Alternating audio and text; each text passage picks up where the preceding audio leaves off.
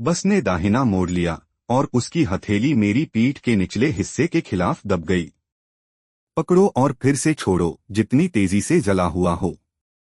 लेकिन उन 5 अंगुलियों से छोड़ी गई गर्मी, यह पिछले सभी स्पर्शों की तुलना में अधिक गर्म था। कार की खिड़की में अंधेरा छा गया और मैंने कांच के प्रतिबिंब के माध्यम से उसे देखा। मैंने पाया कि वह पूरे समय मेरी आंखों में देख रहा था। जैसे ही उनकी आंखें मिली, उसके कान चमकीले लाल हो गए। मेरा फोन 2 बार कंपन करता है। एक अलग शहर में मेरे साथी ने कहा कि वह जल्दी वापस आना चाहता है। मैं संदेशों का जवाब नहीं देना चाहता, मैं एक भी शब्द नहीं लिखना चाहता। ऐसा लग रहा था कि उसे कुछ महसूस हो रहा है। उसकी उंगलियां तैरने से दबाने की ओर स्थानांतरित हो गईं। धीरे से मेरी स्कर्ट के hem पर गिरते हुए मैंने चकमा नहीं दिया। उसने अपनी पूरी हथेली को उसके खिलाफ दबा दिया। बस बिना हिले-डुले करीब दबाया, लेकिन उसकी सांस अनियमित थी। उसका एडम का सेब ऊपर नीचे हुआ, फिर उसने अपना सिर नीचे कर लिया। उसके मुंह के कोने पर एक वक्र था जिसे वह खुद को दबा नहीं सकता था। वह मुस्कान इस्तीफे की तरह लग रही थी। उस दिन मैं आईने के सामने खड़ा था और पूरे 3 बार घूमता था। पुष्प स्कर्ट हेम उसकी जांघों के आधार पर पूरी तरह से गिरता है, हवा चलने पर फड़फड़ने के लिए तैयार होता है। मैंने कपड़े का वह टुकड़ा फेंक दिया जिसे नीचे पहना जाना चाहिए था वापस बिस्तर पर। मेरे दिल में केवल एक ही विचार है, किसी को भी पता नहीं चलेगा। मैं बस इसे उस बस में आजमाना चाहता था जो शहर की सबसे व्यस्त नंबर 3 है। क्या मैं वास्तव में इस रहस्य को छिपा सकता हूं? इमारत से बाहर निकलते समय दोपहर की धूप ने डामर फुटपाथ को उजागर कर दिया। चिलचिलाती गर्मी की लहरों की एक परत ने कदम रखने पर आपके पैरों को कमजोर कर दिया। मुझे यह भी लगा कि हर कदम पर सथीपन का संकेत होता है। ऐसा लगा जैसे कपास पर कदम रख रहा हूं। जब कार दूर से चली गई तो मुझे पहले ही इसका पछतावा हुआ। विंडशील्ड के पीछे अनगिनत सिर थे। कार के दरवाजे के बगल में भी कई चेहरे खचाखच भरे हुए थे। डिब्बाबंद सार्डिन की तरह कसकर पैक किया गया। जैसे ही दरवाजा खुला, पसीने, नाश्ते के तेल और अजनबियों का मिश्रण हवा में भर गया। उसके शरीर की गर्मी की लहर सीधे मेरे चेहरे पर लगी। मेरी सांस लगभग फूलने लगी थी। मुझे मेरे पीछे की भीड़ ने ऊपर की ओर धकेल दिया। उसके पैर की उंगलियां मुश्किल से जमीन को छूती थीं और वह एक गिरे हुए पत्ते की तरह लुढ़का हुआ लग रहा था। बहती नदी में प्रवेश करते हुए कार का दरवाजा मेरे पीछे बंद हो गया। उस पल में मैं अपने दिल में अच्छी तरह से जानता था, यह खत्म हो गया है, मैं बाहर नहीं निकल सकता। आगे, पीछे, बाएं और दाएं अजनबियों के शवों से भरे हुए थे। उसकी पीठ किसी की छाती से टकरा गई। कोहनी किसी और की पसलियों के खिलाफ दबाई गई। उसके घुटने इतने निचोड़े हुए थे कि वे झुक भी नहीं सकते थे। जब गाड़ी हिलती थी तो मुझे अपने आकार से कई उंगलियां खींचती हुई महसूस होती थीं। पैर के बाहर की तरफ फिसलना बहुत तेज होता है। इतना हल्का, ऐसा लगा जैसे यह गलती से खुरच दिया गया हो। लेकिन उस पोशाक का कपड़ा वास्तव में बहुत कम था। उसकी उंगलियों की उसकी त्वचा पर ब्रश करने की अनुभूति सीधे उसकी त्वचा पर पड़ी, थोड़े से खुरदरे कोकून और थोड़ी सी गर्मी के साथ। ऐसा लग रहा था मानो उसकी त्वचा के नीचे एक छोटी सी लौ जल रही हो। मैंने सहज रूप से अपने पैरों को एक साथ दबाया, केवल कोई अतिरिक्त अंतर नहीं पाया। इसके तुरंत बाद एक और कोहनी बगल से नीचे दब गई। मेरी कमर को ब्रश करते हुए मेरी स्कर्ट का hem थोड़ा ऊपर उठ गया। एक सर्द हवा अंदर आई। मैंने अपना सिर नीचे कर लिया, स्कोर तक पहुंचने के लिए चाहता था। लेकिन उसका हाथ दोनों तरफ की भीड़ के बीच हवा में फंस गया था, हिलने डुलने में असमर्थ था। उस पल में मैंने देखा कि मेरे पीछे उस व्यक्ति की सांस लेने का स्वर बदल गया था। यह हमेशा स्थिर और सम था। मेरी गर्दन के पीछे की ओर छोड़ी गई सांस किसी तरह के मेट्रोनोम की तरह महसूस हुई। बार बार दस्तक दे रहा था, लेकिन उसके बाद कोहनी मेरी कमर से टकरा गई। उसकी सांसें अचानक बंद हो गईं। बस वह संक्षिप्त क्षण, जैसे कोई पॉज बटन दबा रहा हो। फिर लय गड़बड़ हो जाती है, गहरी हो जाती है, भारी हो जाती है। तात्कालिकता की भावना के साथ जोर से दबाया गया। मैं यह भी बता सकता था कि प्रत्येक श्वास पिछली श्वास से अधिक लंबी थी। यह ऐसा था जैसे वह उन विचारों को सख्त रूप से दबा रहा था जो उसे नहीं होना चाहिए था। मैंने पीछे मुड़कर देखने की हिम्मत नहीं की, इसलिए मैं बस यात्री के सिर के पीछे घूरता रहा। लेकिन उसका मन पहले से ही उस अनुभूति से भर गया था।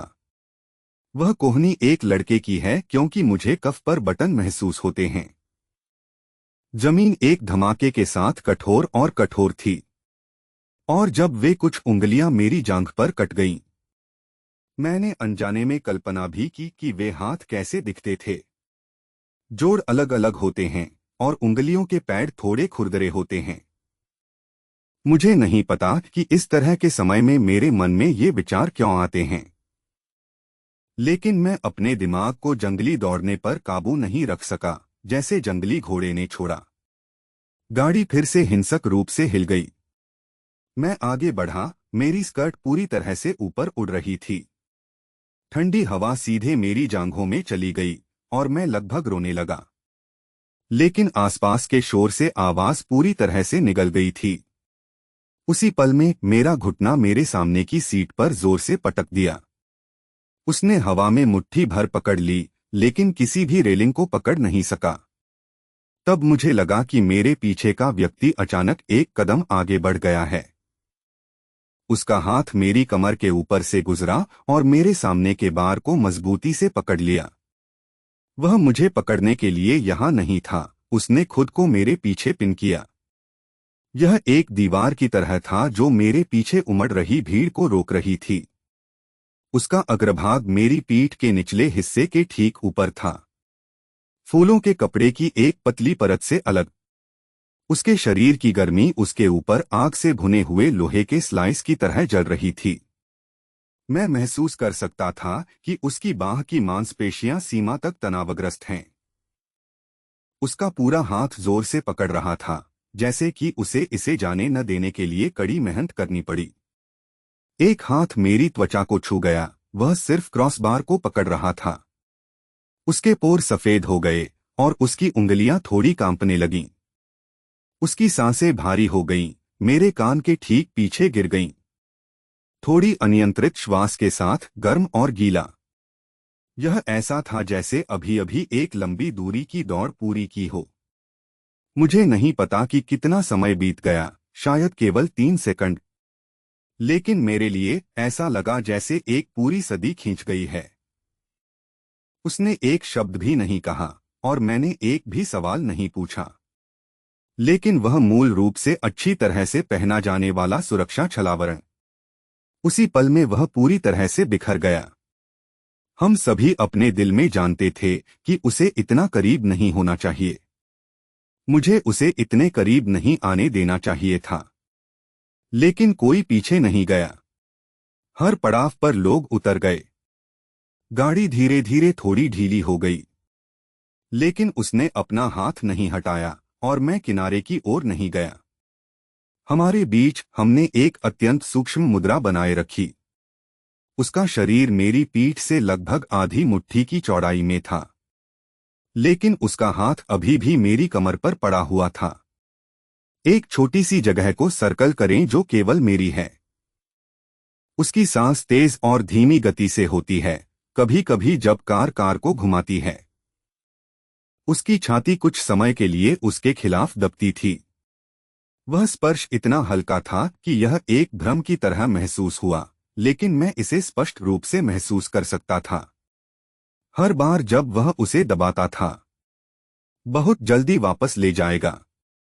यह ऐसा था जैसे वह खुद को बेताब रूप से ऊपर खींच रहा था, फिर भी ऐसा भी था जैसे कि वह बस जाने देने के लिए सहन नहीं कर सकता था। फिर मैंने उसे एक छोटी सी सांस लेते हुए सुना। उसके गले से एक हल्की गड़गड़ाहट की आवाज आई। उस पल मेरे कानों को ऐसा लगा जैसे उनमें आग लग गई हो। क्योंकि मुझे पता है कि वह अपना सारा विवेक ले रहा है, अपने आप को उस रेखा के पीछे कील ठोकना जिसे आपको पार नहीं करना चाहिए। और मैं वास्तव में उम्मीद कर रहा था कि वह रेखा थोड़ी पतली हो सकती है। ट्रेन 2 और स्टॉप के लिए आगे बढ़ी और गाड़ी अभी भी ढीली थी। लेकिन कुछ अजीब हुआ, उसने दूर जाने का अवसर नहीं लिया। मैं भी नहीं हिला। उसका हाथ अभी भी धीरे से मेरी कमर पर दबाया हुआ था, लेकिन क्षैतिज पट्टी को कसकर पकड़ने के बजाय यह हवा में निलंबित हो गया। उसकी उंगलियां मेरी कमर के खोखले से 1 सेंटीमीटर से भी कम ऊपर रुक गईं। वह थोड़ी सी दूरी स्थैतिक बिजली की तरह जगमगा रही थी। मेरी त्वचा में झुनझुनी हो रही है, भले ही मैंने इसे छुआ नहीं है। लेकिन मुझे लगा जैसे इसे जला दिया गया है और एक अदृश्य छाप छोड़ दी गई है। उसी समय बस अचानक दाहिनी ओर मुड़ गई। जड़ता ने मुझे बाईं ओर फेंक दिया और वह लगभग उसी समय बाहर पहुंच गया। 5 अंगुलियों ने धीरे से मेरी कमर को झुका दिया। उसने लगातार मेरी मदद की। उस पल में मेरी हथेली गर्मी के माध्यम से फूलों के कपड़े के खिलाफ दबा दी गई। सूखापन तात्कालिकता की भावना रखता है। उसने मेरी कमर को पूरी तरह से खोखला कर रखा था। वह अपनी उंगलियां अपनी स्कर्ट की सिलवटों में थोड़ा डूबती हुई भी महसूस कर सकती थी। फिर उसने तुरंत जाने दिया, जैसे कि आग से झुलस गया हो। पीछे हटने से पहले उसकी उंगली आधे सेकंड के लिए हवा में जम गई। मैंने नाटक किया कि मैंने कुछ भी नहीं देखा है, लेकिन मैं उन 5 अंगुलियों द्वारा छोड़ी गई गर्मी को स्पष्ट रूप से महसूस कर सकता था। यह पिछले सभी स्पर्शों की तुलना में और भी अधिक गर्म था। मैंने उसकी ओर देखने के लिए मुड़कर नहीं देखा, लेकिन कार की खिड़की पर प्रतिबिंब ने सब कुछ धोखा दिया। अंधेरा होने के बाद कार की खिड़की अर्धपारदर्शी दर्पण में बदल जाती है। मैंने चुपके से अपनी पलकें उठाकर देख ली। हमारी निगाहें ठीक वैसे ही मिली जैसे वह मुझे देखता रहा। लेकिन मैं अपने कंधों को नहीं देख रहा था, न कि अपने पैरों को। लेकिन मेरी आंखें कांच में झलकती थीं। हम उस पतले कांच से एक दूसरे को देखते थे। अगले ही पल उसने अचानक दूसरी ओर देखा। उसके कान इतने लाल थे कि वे लगभग पारदर्शी थे। और उसके अंत में दूर होने के बाद ही मुझे याद आया कि मुझे अभी भी सांस लेने की जरूरत है। उसी समय मेरा फोन मेरे बैग में कंपन कर रहा था। मैंने एक हाथ बाहर निकलने के लिए मुक्त कर दिया और स्क्रीन जल उठी। स्क्रीन पर टेक्स्ट की एक पंक्ति पॉप अप हुई। मैं उतरने के लगभग 1.5 घंटे बाद जल्दी वापस आ गया। मेरी उंगलियां हवा में जम गईं। लंबे समय तक अलग रहने के बाद वह मेरा दूसरा आधा हिस्सा था। वह कल लौटने वाला था। उसने अपना काम जल्दी खत्म कर लिया। मैं बहुत बहुत देर तक पाठ की उस पंक्ति को देखता रहा, लेकिन उसके दिल में जो उमड़ता था वह कोई आश्चर्य की बात नहीं थी। यह एक तरह की अवर्णनीय घबराहट थी, एक बच्चे की तरह कैंडी चुपके से। अचानक मैंने घर लौटने वाले वयस्कों के कदमों की आहट सुनी। मैंने अपने फोन की स्क्रीन को वापस अपने बैग में रख दिया। ऐसा लग रहा था जैसे डर था कि पीछे वाला व्यक्ति उसे देख लेगा। वह बिना एक शब्द पूछे मेरे पीछे खड़ा हो गया, लेकिन मैं महसूस कर सकता था कि वह मेरे चारों ओर अपनी बाह को थोड़ा कस रहा है। यह वास्तव में बस थोड़ा सा था, इतना हल्का ऐसा लगा जैसे मैं ध्यान नहीं दे रहा था। फिर उसने जल्दी से जाने दिया।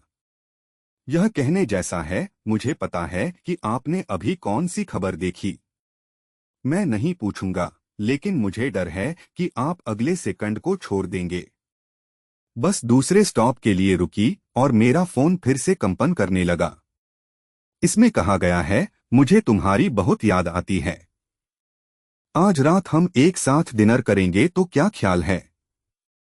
मैंने लेखन की उस पंक्ति को देखा, लेकिन मैं केवल उसके बारे में सोच सकता था कि वह अभी था। कांच की खिड़की से मुझे देख रही आंखों की जोड़ी। उस पल में मेरे अंदर एक गुप्त विद्रोह उमड़ पड़ा। मैं इस संदेश का जवाब नहीं देना चाहता। मैं नहीं चाहता कि उसे पता चले कि मैं किससे बात कर रहा हूं। मैं चाहता हूं कि मेरे पीछे का व्यक्ति महसूस करे इस समय मैं इस बस में शामिल हूं। यह इस भीड़भाड़, बेतुकी और संक्षिप्त यात्रा से संबंधित है। यह उसका है। मैंने अपना फोन वापस बैग के नीचे भर दिया, एक भी शब्द नहीं लिखा। तब मुझे लगा कि मेरे पीछे का व्यक्ति धीरे से आहें भर रहा है। वह सांस बहुत हल्की थी, राहत का संकेत ले रही थी। यह मेरी गर्दन के पीछे उतरा, जैसे कि मुझे आखिरकार जवाब मिल गया हो। उसने कुछ नहीं पूछा, मेरे फोन को दूर रखने के बाद ही। जो उंगली तैर रही थी वह थोड़ी सी आगे बढ़ी। उसकी उंगलियां मेरी स्कर्ट के निचले हिस्से के हेम पर हल्के से गिर गईं, गिरते हुए पत्ते की तरह हल्की। लेकिन वह अनुभूति स्पष्ट थी, स्पष्ट रूप से कि वह पानी का परीक्षण कर रहा था। और जब मैं चकमा नहीं दिया तो उसने धीरे से अपनी पूरी हथेली को उसके खिलाफ दबाया। बस तापमान से चिपके रहना, कोई पकड़ नहीं, कोई हलचल नहीं। हाथ पकड़ने की मेरी याद में पकड़े हुए किसी भी हाथ से अधिक गर्म। कार में कोई फोन पर बात कर रहा था और एक बच्चा रो रहा था।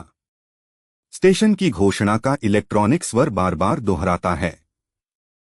लेकिन मैंने उन सभी ध्वनियों को फिल्टर कर दिया। ऐसा लग रहा था मानो पानी की एक मोटी परत ने उन्हें अलग कर दिया हो।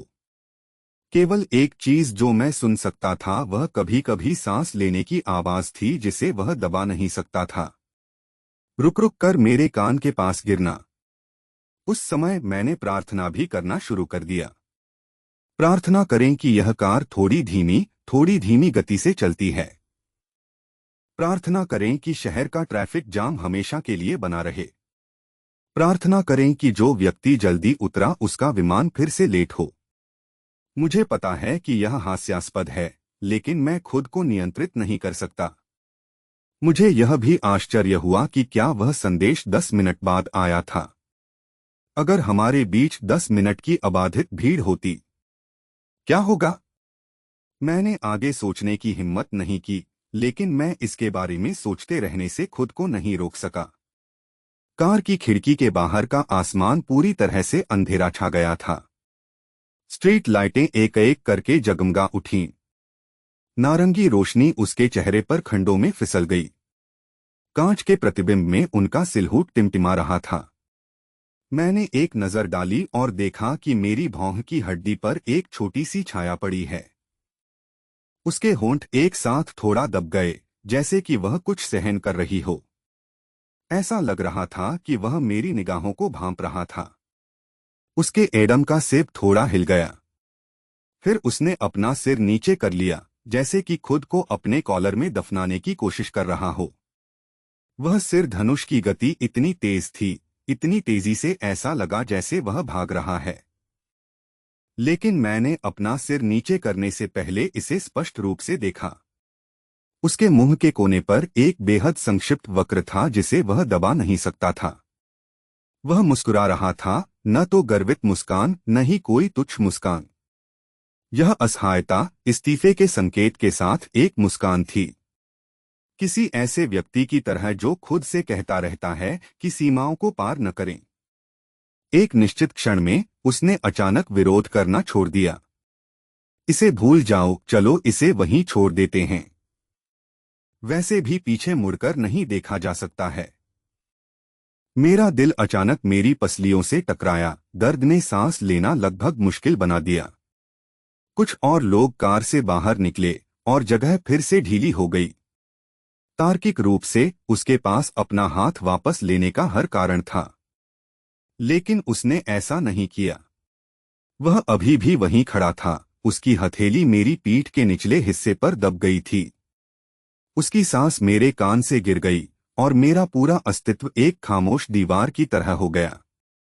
चुपचाप खड़े होकर मैं अचानक उसका नाम पूछना चाहता था, लेकिन जब शब्द मेरे होठों तक पहुंचे तो मैंने उन्हें वापस निगल लिया, क्योंकि मुझे पता है कि एक बार नाम पूछा जाता है, यह अब सिर्फ एक मौका नहीं है, यह एक शुरुआत बन जाती है। और अब मुझे जिस चीज से सबसे ज्यादा डर है वह है भाग 2 की शुरुआत। उस वर्ष सर्दियों के बाद पहली बारिश के दौरान उन्होंने खिड़की बंद करने में मेरी मदद की। उसका हाथ उसके कंधे पर पहुंच गया। उसकी आस्तीन मेरी गर्दन के पिछले हिस्से को छू रही थी। इसे तुरंत वापस नहीं लिया गया था। वह 1 सेकंड के लिए रुका। उसकी छाती की गर्मी सूती कपड़े की 2 परतों से गुजर रही थी। उसकी सांस को स्थिर से तेज होने में केवल 3 धड़कन लगी। खिड़की की दरार से ठंडी हवा फिसल गई, लेकिन जिस क्षेत्र में वह खड़ा था वह गर्म था। यह मुझे एक खांचे में एम्बेड करने जैसा था। उसकी उंगलियां अभी भी खिड़की के फ्रेम पर टिकी हुई थीं। मेरे कंधे से एक चॉपस्टिक की दूरी से भी कम मेरे पोर सफेद हो गए। यह ऐसा था जैसे वह खिड़की के फ्रेम के खिलाफ जोर से दबा रही थी, खुद को आगे बढ़ने नहीं दे रही थी। जैसे ही मैं मुड़ा और उसकी बाह और खिड़की के फ्रेम के बीच से फिसल गया। उसने अपनी हथेली को खिड़की पर दबाया और उसका हाथ बस पीछे हट गया। उसकी हथेली का किनारा मेरे हाथ के पिछले हिस्से से टकरा गया। वह स्पर्श इतना छोटा था कि यह स्थैतिक बिजली की तरह महसूस हुआ। इसने मेरी उंगलियों को टैप किया। मैं अपने कमरे में वापस भागा और दरवाजा बंद कर दिया। मेरे हाथ के पिछले हिस्से पर त्वचा का छोटा सा धब्बा लाल था। ऐसा लगा जैसे किसी चीज ने उसे जला दिया हो। मैं बिना लाइट चालू किए दरवाजे के पीछे खड़ा था, खिड़की से उसके कदमों की आहट सुन रहा था। रसोई अध्ययन के लिए वापस चलती है, 3 बार आगे पीछे। तीसरी यात्रा में वह 10 सेकंड के लिए अध्ययन द्वार पर रुका। फिर एक क्लिक के साथ दरवाजा बंद हो जाता है।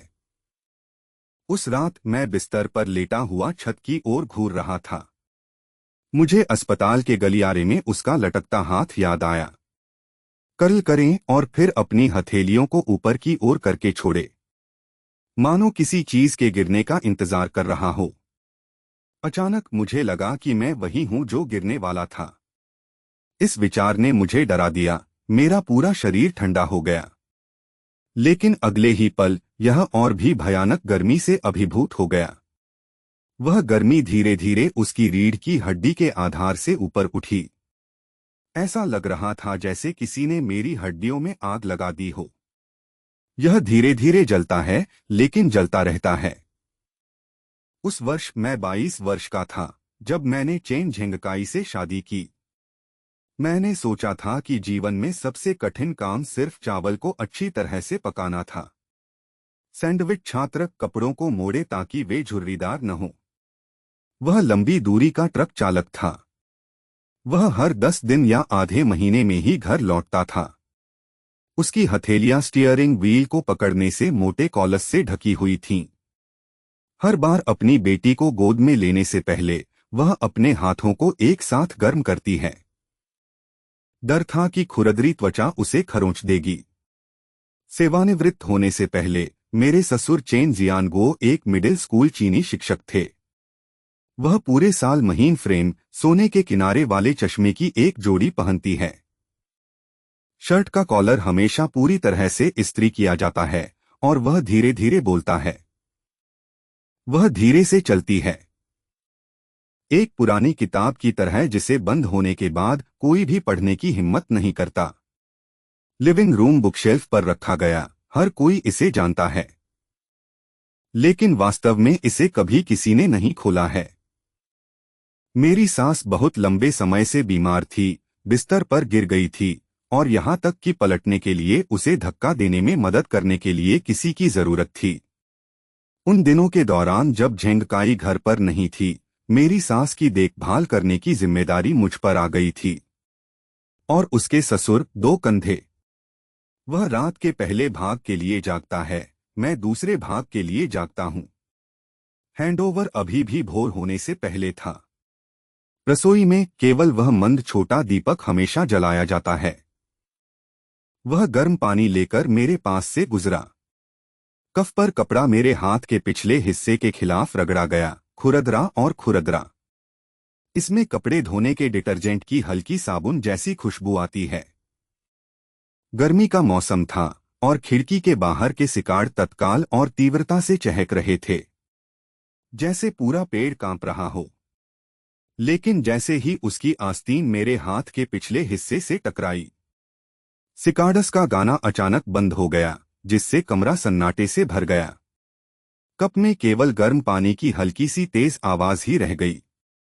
मैंने अपने हाथ के पिछले हिस्से पर नजर डाली। त्वचा का वह छोटा सा पैच अन्य स्थानों की तुलना में अधिक गर्म होता है। ऐसा लग रहा था जैसे किसी चीज ने उसे हल्के से जला दिया हो। फीकी पड़ने से पहले कई सेकंड तक सुस्त गर्मी बनी रही। उस शाम झेंगकाई ने शिंजियांग से फोन किया। उन्होंने कहा कि बैच में कुछ समस्याएं थीं और लौटने से पहले 2 महीने से अधिक समय तक इंतजार करना होगा। मैंने फोन रख दिया और बालकनी पर खड़े होकर कपड़े इकट्ठा कर रहा था। हवा तेज थी। चादरें उड़ गईं और फिर वापस नीचे गिर गईं। हर स्ट्रोक ऐसा महसूस हुआ जैसे कोई मेरी आस्तीन को खींच रहा था, जाने से इनकार कर रहा था। मेरे ससुर चाय डालने के लिए अध्ययन कक्ष से बाहर आए और जैसे ही वह बालकनी के दरवाजे से गुजरे, वह एक पल के लिए रुक गए। उसने मेरी ओर नहीं देखा। उसकी टकटकी कपड़े के रैक पर पड़ रही थी और उसकी बेटी का स्पष्ट रूप से छोटा पहनावा था। थोड़ी देर बाद वह आखिरकार बोला, कल मैं एक नया खरीदूंगा। वह लंबी हो गई है। मैंने ठीक है के साथ जवाब दिया।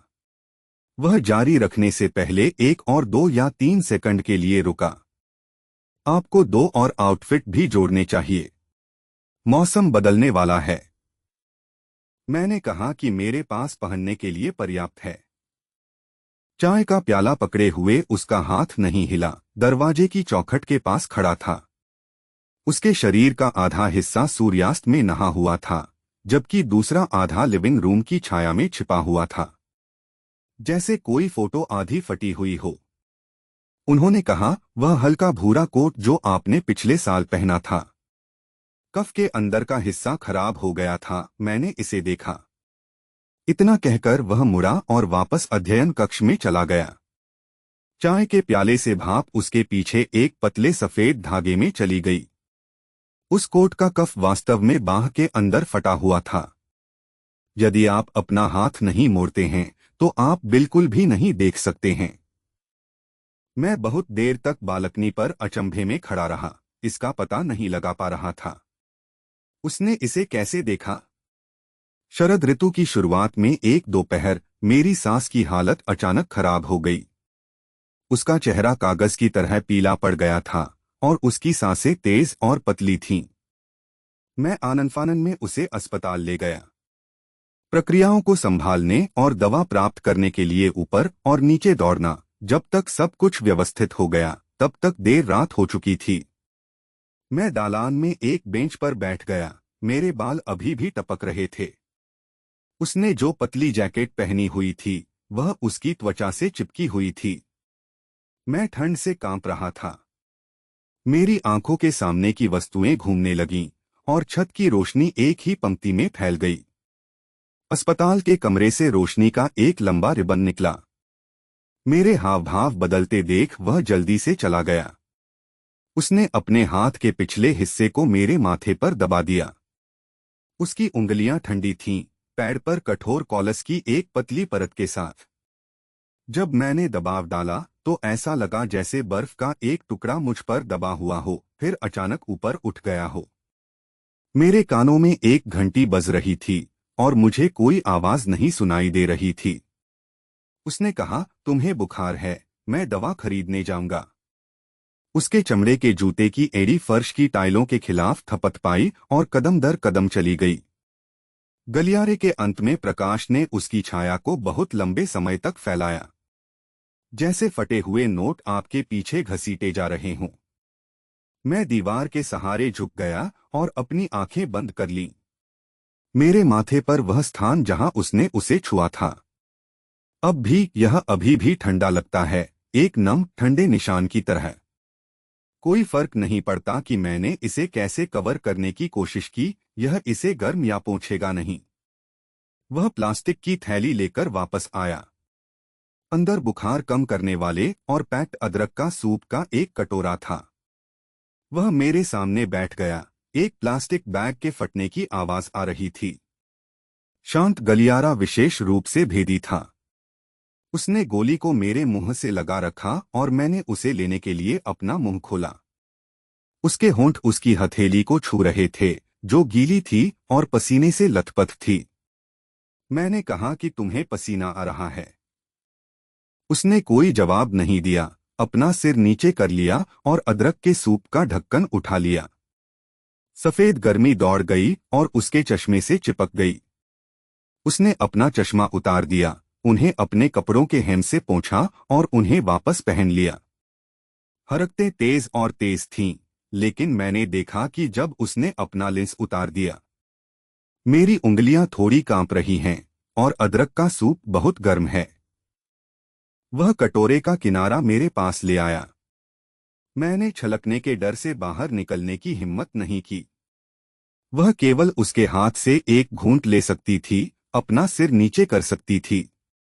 कटोरे का झुकाव कोण बहुत बहुत छोटा है, लेकिन उसका अंगूठा कटोरे की दीवार के बाहर टक गया था, मेरे होठों से एक उंगली से भी कम दूरी। उस अंगूठे के पैड पर एक नया कट था। उदाहरण के लिए, गोली का डिब्बा खोलते समय प्लास्टिक के किनारे को काट दिया गया था। घाव से निकलने वाली खून की बूंदें छोटी लेकिन बहुत लाल थीं। अदरक के सूप से उठने वाली सफेद धुंध के पीछे यह धुंध में जड़े हुए सिनाबार के दाने की तरह था। मैंने कहा कि आपका हाथ टूट गया है। उसने नीचे देखा और कुछ नहीं कहा। अपने अंगूठे को अपनी हथेली में घुमाएं, तेजी से आगे बढ़े, मानो उस घाव को छिपाने की कोशिश कर रहा हो। लेकिन जैसे ही वह कर्ल किया, मैंने उसके पोर से एक कर्कश आवाज सुनी। बाद में वह एक कुर्सी को हिलाकर उसके बगल में बैठ गया। एक खाली सीट से अलग होकर हम में से कोई भी फिर से नहीं बोला। दालान में कीटाणुनाशक की गंध तीखी थी, लेकिन मैं उस पर स्याही की हल्की गंध को सूंघ सकता था। खिड़की के बाहर से बहने वाले बारिश के पानी की नमी के साथ मिश्रित पसीने की एक हल्की गंध, जैसे सर्दियों में खुलने वाले पुराने पन्ने। उस रात मैं अपनी आंखें बंद करके वहां झुक गया। ऐसा लग रहा था जैसे उसकी खुशबू ने उसके सिर से पैर तक लपेट लिया हो। सर्कल दर सर्कल एयरटाइट दवाली और बुखार कम हो गया। मैं देखभाल करने वाले बिस्तर पर लेट गया, करवटें बदल रहा था, सो नहीं पा रहा था। अगले बिस्तर में परिवार के सदस्य ने जोर से खर्राटे लिए और खिड़की ठीक से बंद नहीं थी। रात की हवा आती है, दीवार के खिलाफ पर्दा थप्पड़ मारती है, थोड़ा थोड़ा करके टैप करती है। यह हल्का है लेकिन बहुत नियमित है। मैं बगल की ओर मुड़ा और देखा कि मेरे ससुर मेरी सास के अस्पताल के बिस्तर के पास कुर्सी पर सो रहे हैं। सिर कुर्सी के खिलाफ झुक गया, एक तरफ झुका हुआ, चश्मा नीचे फिसल गया और उसकी नाक के पुल के बीच आराम करने लगा। उसकी सांसें उथली और धीमी थीं। उसने एक हाथ अपनी सास के कंबल पर रखा, दूसरा हाथ घुटने से लटका हुआ है, 5 उंगलियां थोड़ी मुड़ी हुई हैं। ऐसा लग रहा था जैसे वह किसी चीज को पकड़ना चाहती थी, लेकिन उस तक पहुंचने की ताकत नहीं थी। मैं बहुत बहुत देर तक ऐसे ही देखता रहा, इतना लंबा कि खिड़की के बाहर का आकाश धीरे धीरे गहरे नीले से भूरे सफेद में बदल गया। भोर होने से पहले नीचे लटकने वाले ने अपना हाथ फड़का लिया। उसकी उंगलियां धीरे धीरे फैल गईं। फिर धीरे धीरे इकट्ठा करें और फिर से कस लें, अंत में फिर से ढीला करें। हथेली ऊपर की ओर मुंह कर रही है, वहां फैली हुई है। उस मुद्रा ने मुझे अचानक महसूस कराया। वह इंतजार कर रहा था कि उसके हाथ में कुछ गिरे। उसके बाद के दिन पतले और नाजुक थे, इतना पतला कि मुझे हमेशा ऐसा लगता है कि मैं इसे सिर्फ एक उंगली से छेद सकता हूं। झेंगकाई ने फोन के दूसरे छोर पर पूछा कि क्या मेरा परिवार ठीक है, और मैंने कहा कि सब कुछ ठीक है। मेरी सास ठीक हो रही हैं, और मेरी बेटी ने अपनी परीक्षा में प्रगति की है। पिताजी उसे उठाते थे और हर दिन स्कूल छोड़ते थे। झेंगकाई वहां हंसे और कहा कि मेरे पिताजी मुझसे ज्यादा चौकस हैं। मुझे यह भी याद नहीं है कि मेरी बेटी किस ग्रेड में है। मैं साथ हंसा, और जैसे ही मैं हंसा मेरी आवाज बह गई। सफेद भाप की तरह जो बर्तन में पानी उबलते ही ऊपर उठती है और ढक्कन हटा दिया जाता है। सफेद रंग का एक विशाल विस्तार जिसमें कुछ भी दिखाई नहीं दे रहा है।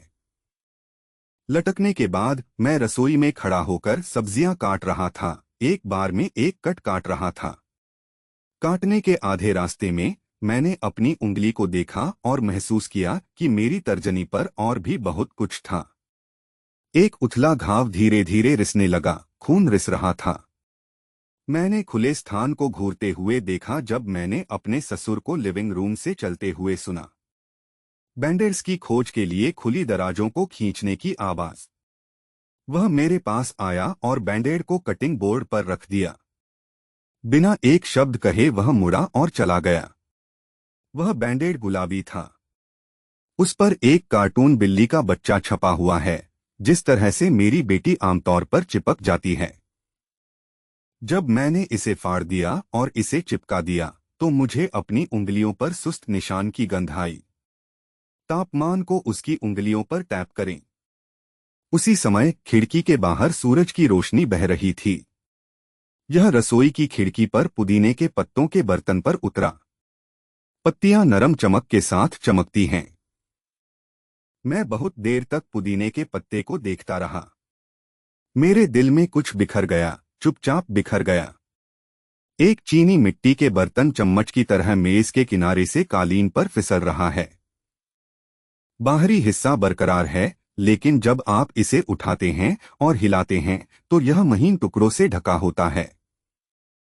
कागज की उस पतली परत के टूटने का वास्तव में क्या कारण था जिससे एक दरार खुल गई? सर्दी शुरू होने के बाद से यह पहली बारिश थी। झेंगकाई ने फिर फोन किया, यह कहते हुए कि भारी बर्फ ने शिंजियांग में सड़कों को अवरुद्ध कर दिया है। वापसी में 1 और आधे महीने की देरी होगी। मैंने फोन रख दिया और खिड़की बंद करने के लिए लिविंग रूम में चला गया। बारिश की बूंदें पहले ही अंदर आ चुकी थीं, जिससे फर्श का एक छोटा सा हिस्सा भिगो गया था। मेरे ससुर अध्ययन कक्ष से बाहर आए और खिड़की बंद करने में मेरी मदद की।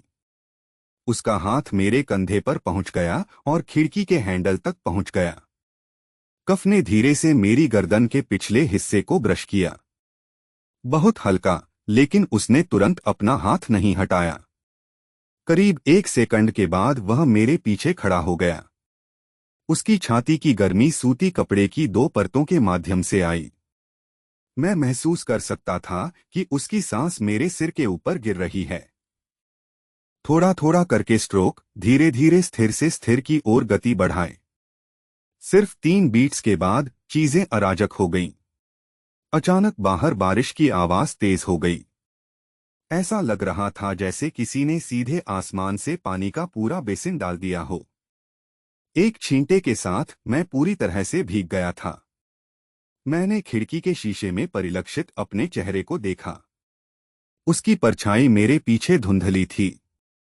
चश्मा उसकी आंखों को स्पष्ट रूप से देखने के लिए बहुत उज्ज्वल था, लेकिन मुझे पता था कि वह मेरे कान के लोब को देख रहा था। उसके ईयरलोब पर त्वचा का छोटा सा पैच गर्म होने लगा। पर्म बहुत विस्तृत और स्पष्ट हैं, जैसे जब मैं एक बच्चा था मार्शमैलो भूनने के लिए माचिस चुपके से। चिलचिलाती लौ तब महसूस हुई जब वह बहुत करीब थी। मैंने कहा, पिताजी, बारिश बहुत भारी है।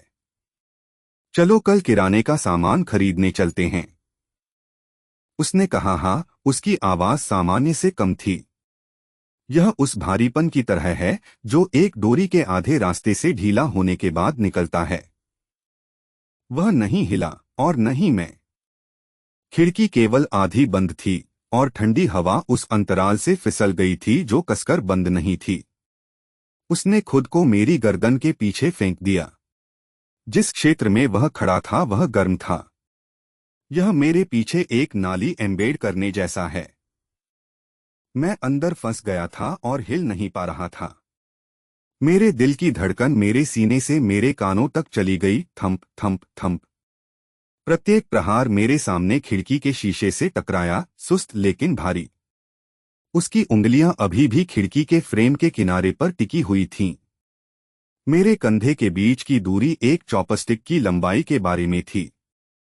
मेरे पोर सफेद हो गए, जैसे कि मैं खिड़की के फ्रेम के खिलाफ जोर से दबा रहा था, खुद को एक और कदम नहीं उठाने दे रहा था।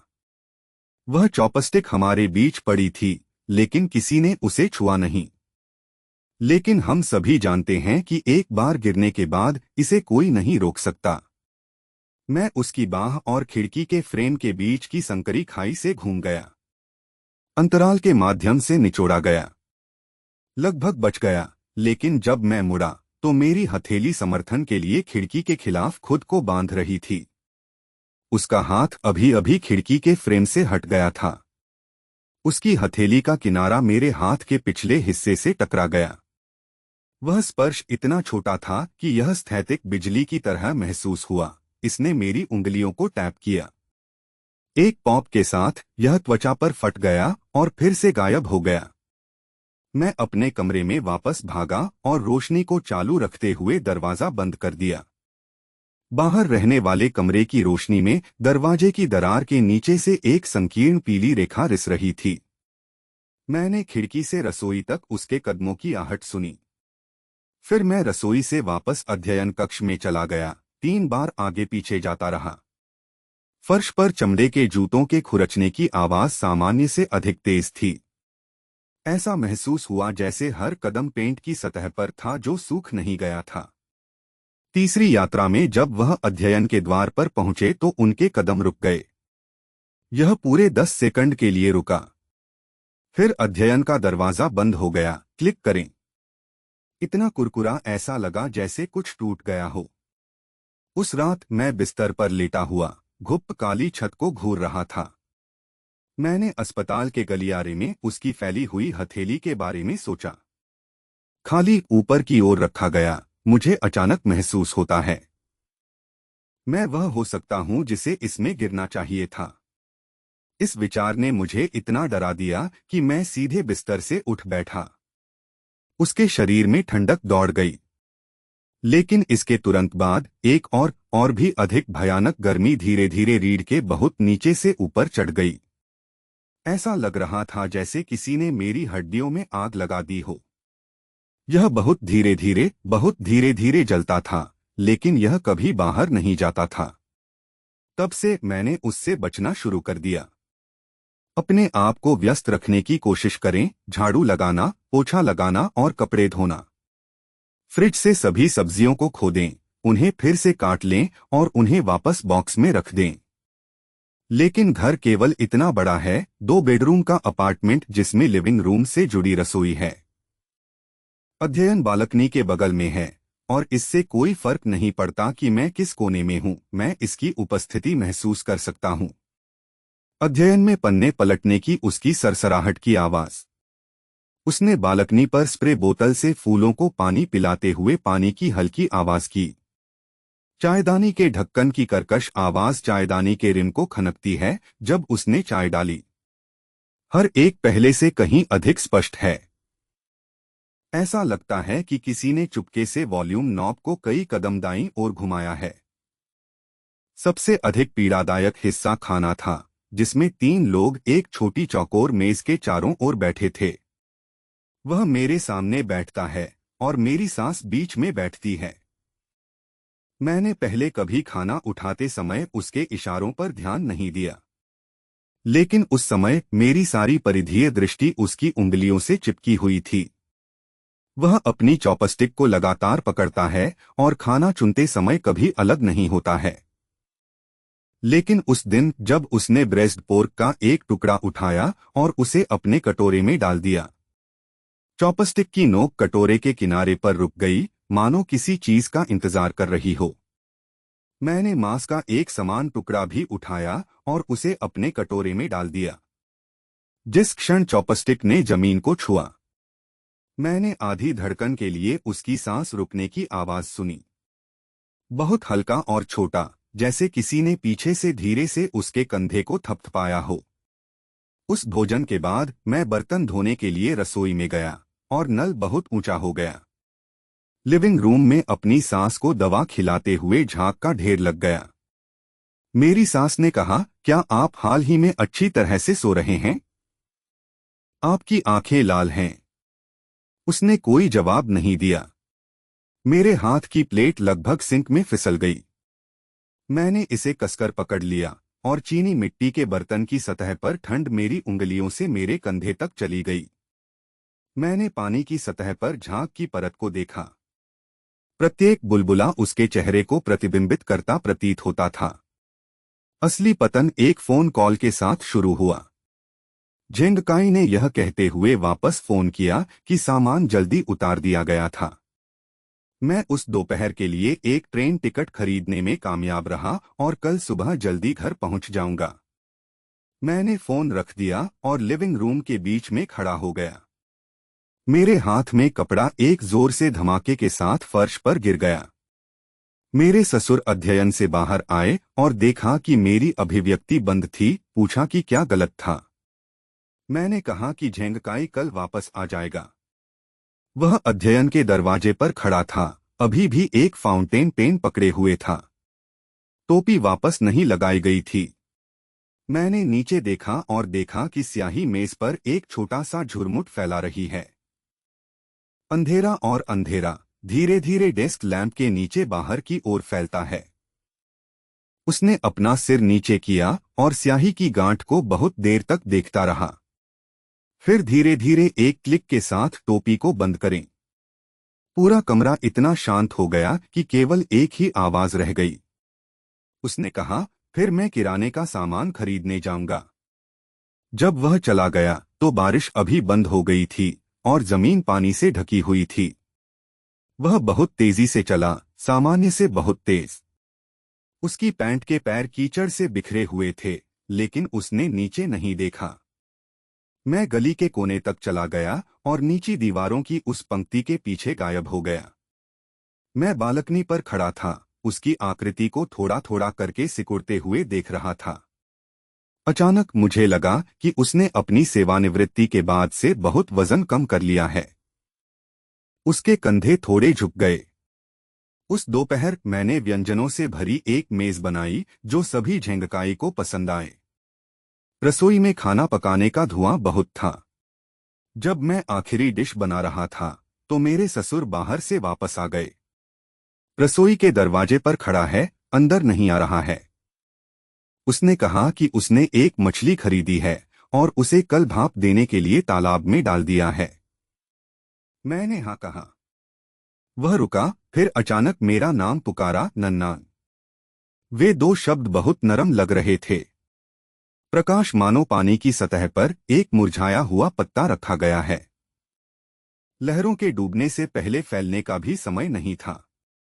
स्पैटुला को पकड़े हुए मेरा हाथ कभी नहीं रुका, लेकिन उसके कान के पीछे त्वचा का छोटा सा पैच ऐसा महसूस कर रहा था जैसे उसे किसी महीन सुई की नोक से धीरे से चुभा दिया गया हो।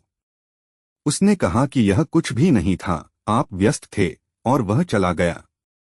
मैंने प्रवेश द्वार पर खाली दरवाजे की चौखट पर नजर डाली। केवल लिविंग रूम से ठंडी हवा चली और मेरे चेहरे पर उड़ गई। उस रात मैं बहुत हल्की नींद ली और एक संक्षिप्त लेकिन स्पष्ट सपना देखा। सपने में मैं उस पुरानी साइकिल की पिछली सीट पर बैठ गया। हवा बहुत तेज थी। उसने मुझे हवा से बचाने के लिए अपना शरीर घुमाया। मैं उसकी पीठ को छूने के लिए आगे बढ़ा, लेकिन मेरी उंगलियां उसके शरीर से फिसल गईं। ऐसा लगा जैसे वह किसी आकारहीन कोहरे को छू रहा हो। जब मैं उठा तो अभी भोर नहीं हुई थी और पक्षी खिड़की के बाहर गा रहे थे। ध्वनि के बाद ध्वनि, जैसे नल पूरी तरह से बंद नहीं है, टपकता पानी। मैं अपनी आंखें खोलकर वहां लेटा रहा, अपने दिमाग में इसे बार बार दोहरा रहा था। वहां से गुजरने वाली उंगलियां खाली हैं। यह कुछ बहुत महत्वपूर्ण खोने जैसा है, जिसे फिर से खोजना असंभव है। फिर भोर हुई और दरवाजे का ताला बज उठा। जब झेंगकाई ने धक्का देकर दरवाजा खोला तो उसके दाहिने हाथ में एक उभरा हुआ प्लास्टिक बैग था। जिंजियांग विशिष्टताओं जैसे लाल खजूर, अखरोट और किशमिश से भरा हुआ। प्लास्टिक बैग के हैंडल ने उसकी हथेली पर दो लाल निशान छोड़े। वह प्रवेश द्वार पर खड़ा था, जूते बदल रहा था, मुस्कुरा रहा था और कह रहा था, प्रिय, मैं वापस आ गया हूँ। आवाज इतनी तेज थी कि ऐसा लग रहा था कि यह इमारत में सभी को जगा देगा। मैं रसोई से बाहर आया और बैग ले लिया। उसने अपना सिर नीचे किया और मेरे माथे को चूमा। उसके होंठ सूख गए। यात्रा की खुशबू और ट्रेन से नमकीन इंस्टेंट नूडल सूप ले जाना। उस पल में मैंने उस पर उन अजीब और अराजक सुगंधों का एक झोंका पकड़ा। अचानक मेरे दिमाग में एक और चेहरा दिखाई दिया, एक और स्वाद। स्याही की गंध बारिश और पसीने की जटिल गंध के साथ मिश्रित होती है। मैंने अपने आप को अपने दिल में जोर से दबाया और फिर बोला, वापस स्वागत है। ससुर अध्ययन कक्ष से बाहर चले गए और गलियारे के अंत में खड़े हो गए। चाय का ताजा पीसा हुआ कप पकड़े हुए, हवा में उठने वाली सफेद भाप। अपनी अभिव्यक्ति को धुंधला करते हुए वह वापस आ गया। यात्रा से थक गए। झेंगकाई ऊपर चला गया और उसके कंधे के चारों ओर अपना हाथ रख दिया। कहो पिताजी, आपने कड़ी मेहनत की है। पूरा परिवार आप पर निर्भर करता है। मेरे ससुर मुस्कुराए, लेकिन उनकी मुस्कान फीकी थी। सर्दियों की झील पर बर्फ की एक पतली परत की तरह। ऐसा लगता है कि यह उस पर खड़ी हो सकती है, लेकिन उस पर कदम रखना निश्चित रूप से टूट जाएगा। उसने अपना सिर नीचे किया और चाय का एक घूंट लिया। कप के किनारे ने उसके चेहरे का अधिकांश हिस्सा ढक लिया था, लेकिन मैंने देखा कि हाथ ने कप को अपने पोर से पकड़े हुए देखा कि वे नीले हो रहे थे। यह बिल्कुल वैसा ही था जैसा उस दिन खिड़की बंद होने पर हुआ था। झेंगकाई के लौटने के बाद पहले 3 दिनों के दौरान जीवन वास्तव में पटरी पर आ गया था। उन्होंने मुझे घर के काम में मदद की और मेरी बेटी को स्कूल से उठाया और छोड़ दिया। अपनी सास के साथ चेकअप के लिए अस्पताल जाना, रात में मेरे बगल में लेटे खर्राटे लेना। यह अभी भी पहले से गहरा, तेज आवाज था। मैं उसके पास सोता था, उसके खर्राटों को सुनता रहा और भेड़ों को गिनता था। जब उसने 100 से अधिक की गिनती की तो अचानक उसके दिमाग में एक दृश्य आया। मेरे ससुर रसोई के दरवाजे पर खड़े हो गए और मेरा नाम पुकारा। उसकी आवाज पानी की सतह पर रखे पत्ते की तरह नरम थी। मैं पलट गया और अपना चेहरा तकिए में दबा दिया। चौथी रात, रात के खाने के बाद झेंगकाई स्नान करने गई। मेरे ससुर ने अपनी बेटी को लिविंग रूम में होमवर्क पढ़ाया। मैंने बर्तन साफ किए और उन्हें रसोई में ले आया। जैसे ही नल चालू हुआ, मेरे ससुर अपना चाय का प्याला लेने आए। जब वह मेरे पास से गुजरा तो मेरी पीठ उसकी ओर थी, लेकिन मैं अपनी गर्दन के पीछे एक टकटकी स्पष्ट रूप से महसूस कर सकता था। हवा में लटकते हुए गर्मी के एक छोटे से पैच की तरह त्वचा की सतह से चिपक जाता है। यह नहीं गिरा, लेकिन यह पहले से ही इतना गर्म था कि आप बाहर पहुंचना चाहते थे और इसे थप्पड़ मारना चाहते थे। मैंने उसके चाय का प्याला उठाने की आवाज सुनी। चीनी मिट्टी के बर्तन तल ने संगमरमर के काउंटर टॉप को छुआ, इसलिए यह हल्के से टैप किया। वह लगभग 2 सेकंड के लिए रुका, फिर चला गया। मैं थोड़ी देर के लिए अपनी आंखें बंद करके खड़ा रहा, नल को चालू और बंद कर रहा था, इसे चालू और बंद कर रहा था। जब झेंगकाई बाथरूम से बाहर आया तब भी उसके बाल टपक रहे थे। रसोई के पास से गुजरते हुए मैंने अपना सिर अंदर डाला और पूछा, बर्तन अभी तक खत्म नहीं हुए हैं? मैंने कहा कि वे लगभग पूरा हो चुके हैं। उन्होंने कहा, फिर मैं पहले कपड़े धोने जाऊंगा। मैंने गुनगुनाते हुए जवाब दिया। वह मुड़ा और कुछ कदम चला, फिर पीछे मुड़कर देखा। वह मुस्कुराई और बोली, हनी, क्या आपने हाल ही में अपना वजन कम किया है? उसकी कॉलर बोन उजागर हो गई थी। मैंने अपने कॉलर बोन को नीचे देखा, लेकिन कोई बदलाव नहीं देखा। लेकिन उसकी गर्दन के पीछे का छोटा सा पैच अभी भी गर्म हो गया था। एक अदृश्य हाथ की तरह धीरे से वहां आराम कर रहा है। अगली सुबह झेंगकाई ने कहा कि वह पूरे परिवार को रात के लिए पहाड़ों में उस गर्म पानी के झरने वाले रिसॉर्ट में रहने के लिए ले जाना चाहता है। उन्होंने कहा कि उन्होंने लंबी यात्रा के लिए कुछ पैसे बचाए हैं और उन्हें आराम करने के लिए कुछ समय निकालना चाहिए। मेरी सास ने कहा कि वह अच्छा महसूस नहीं कर रही थी और हंगामा नहीं करना चाहती थी। बेटी ने हाथ उठाया और कहा कि वह जाना चाहती है। उसने कहा, चलो चलते हैं। ससुर ने कहा, तो चलो चलते हैं। मुझे कोई आपत्ति नहीं थी। अंत में मैंने फैसला किया कि झेंगकाई मुझे और मेरी बेटी को ड्राइव करेगा। मेरे ससुर मेरी सास का साथ रखने के लिए घर पर रहते थे। प्रस्थान की सुबह बूंदाबांदी हो रही थी और मैं यात्री सीट पर बैठ गया। मेरी बेटी पीछे की सीट पर एक औफकी गाना गुनगुना रही थी। झेंगकाई ने वाइपर चालू कर दिए। 2 रबर ब्लेड फिर से बाएं और दाएं झूल रहे थे। आगे का दृश्य स्पष्ट और धुंधले के बीच बारी बारी से दिखाई देता है। जैसे ही कार गली से बाहर निकली, मैंने सहज रूप से पीछे मुड़कर देखा। दूसरी मंजिल की बालकनी की खिड़की टूट गई थी। हवा से पर्दा उड़ गया और एक कोना फिर से गिर गया, लेकिन मैंने उसे वहां खड़ा नहीं देखा। कार एक कोने में बदल गई और वह पुरानी इमारत रियरव्यू मिरर से गायब हो गई। मैं सामने विंडशील्ड वाइपर को घूरने के लिए पीछे मुड़ा। मेरे दिल में एक रबर बैंड जो बहुत लंबे समय से खींचा गया था, अचानक टूट गया। यह मेरी कलाई के अंदर उछल गया, दर्द से जल रहा था। रिजॉर्ट पहाड़ों में है और रात में बहुत अंधेरा और शांत होता है। मेरी बेटी पूरी दोपहर पानी की स्लाइड पर खेलती थी और इतनी थक गई थी कि वह जल्दी सो जाती थी। झेंगकाई बालकनी पर अकेली बैठी थी, धूम्रपान कर रही थी। मैंने कांच के दरवाजे से उसकी पीठ देखी। अचानक मुझे लगा कि यह व्यक्ति थोड़ा अपरिचित है। यह कई वर्षों से एक दूसरे को जानने जैसा है, लेकिन वास्तव में कभी करीब नहीं आना। वह पीछे मुड़ा और मुझ पर हाथ हिलाते हुए कहा, पत्नी, सितारों को देखने के लिए बाहर आओ। मैंने धक्का देकर कांच का दरवाजा खोला और उसके बगल में खड़ा होने के लिए चला गया। पहाड़ों में रात का आकाश वास्तव में बहुत साफ होता है। अनगिनत तारे आकाश में बिखरे हुए हैं।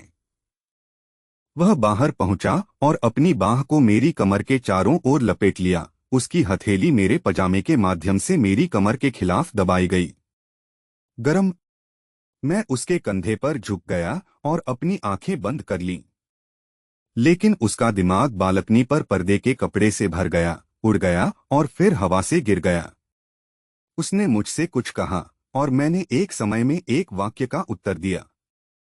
उसकी आवाज में मनोरंजन का एक संकेत था, लेकिन हंसी की वह परत कागज की तरह पतली थी। एक पल के मामूली खिंचाव पर उसे फाड़ दिया।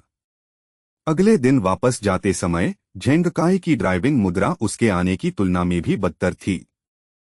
वो बहुत अधिक कठोर हो गया। वह कभी कभी मेरी ओर देखता था, फिर जल्दी से दूर देखता था। यह ऐसा था जैसे वह किसी चीज की पुष्टि कर रहा था, लेकिन वास्तव में पुष्टि करने की हिम्मत नहीं कर रहा था। एक लाल बत्ती पर उसने अपना दाहिना हाथ बढ़ाया और मेरे हाथ के पिछले हिस्से को ढक लिया, यह कहते हुए, प्रिय, तुमने हाल ही में कड़ी मेहनत की है। उसकी हथेलियां नम थीं और पसीने से भीग गई थीं। मैंने कहा कि यह कठिन नहीं था। उसने और कुछ नहीं कहा। कार स्पीकर ने एक पुराना गाना बजाया। महिला की आवाज नरम और धीमी है, चंद्रमा के बारे में गा रही है। मैंने कार की खिड़की के बाहर तेजी से घटते उपयोगिता पोल को देखा, एक के बाद एक अंतहीन बाढ़ की तरह। जब तक हम घर पहुंचे तब तक पूरी तरह से अंधेरा हो चुका था। झेंगकाई अपना सामान ऊपर ले गया और मैं पीछे पीछे चला गया। जैसे ही वह दूसरी मंजिल की सीढ़ियों के कोने पर पहुंचा, उसने कमरे के अंदर से चीनी मिट्टी के बर्तन की आवाज सुनी। कटोरा टूटने की आवाज कुरकुरी और कुरकुरी होती है। ऐसा लग रहा था जैसे किसी चीज को जबरन तोड़ दिया गया हो। मैंने धक्का देकर दरवाजा खोला और देखा कि मेरे ससुर रसोई के फर्श पर बैठे हैं, टूटे हुए चीनी मिट्टी के बर्तन के टुकड़े उठा रहे हैं। उसके दाहिने हाथ की तर्जनी पर एक कट लगाया गया था। सफेद फर्श की टाइलों पर खून की बूंदें टपकती रहीं, थोड़ा थोड़ा करके।